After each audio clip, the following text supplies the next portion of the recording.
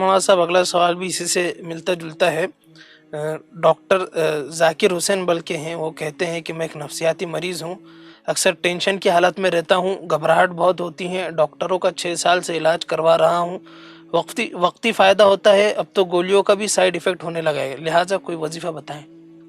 माशाल्लाह। देखिए, डॉक्टर भी मरीज हो सकता है और हमने ऐसे कई डॉक्टरों के इलाज भी किए हैं। जी अभी मेरा कश्मीर का जो दौरा हुआ था, इस दरमियान में 3 बड़े, एक heart specialist, eye specialist, skin specialist, ऐसे बड़े जो है डॉक्टर, वो बरसों से बेचारे परेशान हाल थे।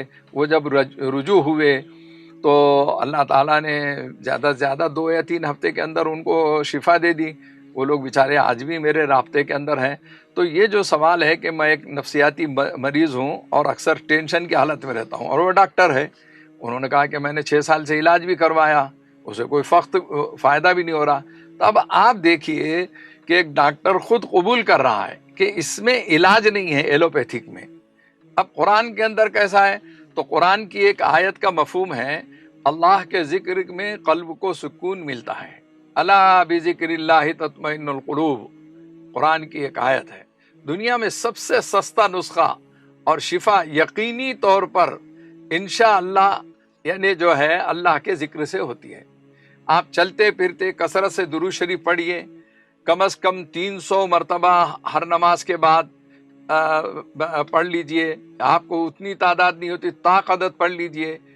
3 या 7 मरतबा जो है दिल पर हाथ रख कर, अला बिज़िक्रिल्लाहि तत्मइन्नुल कुलूब, अला बिज़िक्रिल्लाहि तत्मइन्नुल कुलूब, अला बिज़िक्रिल्लाहि तत्मइन्नुल कुलूब पढ़ कर आप दम कर दीजिए, फूंक मार दीजिए कल्ब के ऊपर, या पानी पर दम कर लीजिए, शहद पे दम कर लीजिए और उसका इस्तेमाल कीजिए। देखिए, अल्लाह अला बिज़िक्रिल्लाहि तत्मइन्नुल कुलूब, कल्ब के अंदर जो है सुकून ऐसे महसूस होता है। और अक्सर लोगों ने इसका तजुर्बा ये भी किया है, और आप भी मुशाहिदा करें कि देखिए, मस्जिद के अंदर लोग आते हैं, जुमा का दिन है, वुजू किया उसने, यानी चेहरे पे पानी मारा कि नींद नहीं आना। अब ड्राइवर सो रहा तो उसको बोलते ज़रा सा पानी मार लो, तो पानी मार लिया उसने, मतलब ये कि वुजू कर लिया।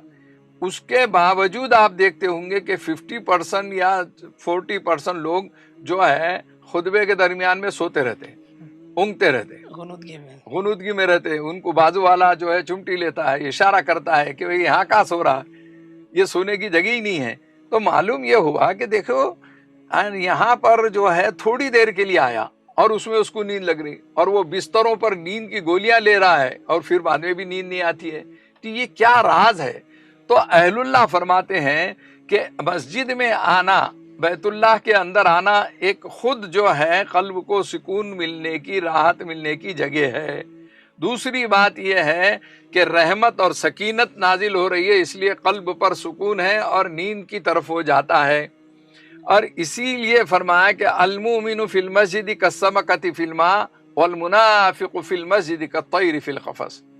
मोमिन मस्जिद में ऐसे जैसे मछली पानी के अंदर, मछली को कितनी राहत मिलती है। अच्छा, इसी मछली को पानी में से निकाल कर बाहर डाल दीजिए आप, कैसी तड़पती है वो बेचारी। तो मस्जिद से बाहर जाने के बाद आपको तड़प होना चाहिए। बाज उल्टे हैं कि मस्जिद में आने के बाद तड़पते हैं, समझ जाओ जल्दी भाग जाना, सबसे आखिर में आते हैं और सबसे पहले भाग जाते हैं। तो उसके लिए फरमाया कि वल मुनाफिकु फिल मस्जिद कत्तैरि फिल क़फ़स। मुनाफिक मस्जिद में ऐसा है जैसे पिंजरे के अंदर परिंदा, परिंदे की कैफियत ये रहती है कि कब दरवाज़ा खुलता है और अपन भाग जाएंगे। तो बहरहाल सवाल यह है कि नफ्सियाती आप मरीज़ हैं तो आपको माहिर अमलियात कुरानी से मुस्तकिल आपको इलाज कराना चाहिए। और अल्हम्दुलिल्लाह कुरान पाक की बाज़ आयतों में, दुरूद शरीफ में, बाद औराद वज़ाइफ में इसका हल मौजूद है और इसका इलाज मौजूद है। अल्लाह ताला तमाम को शिफा दे।